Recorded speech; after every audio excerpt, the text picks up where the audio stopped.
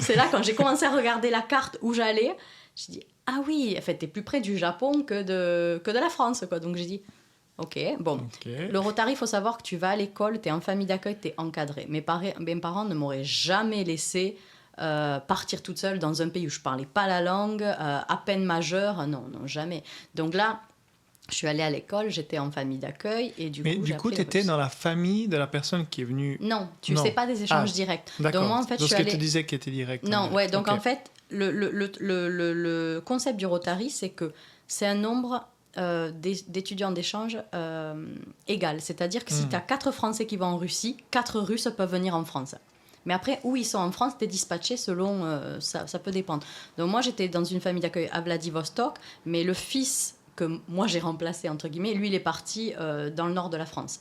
Moi, mes parents, ils ont reçu une Russe de Irkoutsk, du centre de la Russie. Donc non, c'est pas direct. Voilà, donc du coup, oui, moi, pendant que j'étais là-bas, mes parents ont reçu une Russe. Là aussi, tu peux avoir d'autres pays, mais ça s'est fait comme ça, voilà. Et donc moi, je suis partie 1 an en Russie et j'ai appris la langue, du coup, sur place. J'avais pris quelques cours, mais à part dire bonjour, je m'appelle Chloé, je connaissais rien, quoi. Donc la Russie, ça a été... Commencer par la Russie, quand tu quittes à peine papa-maman, j'avoue, ça n'a pas été le chemin le plus facile.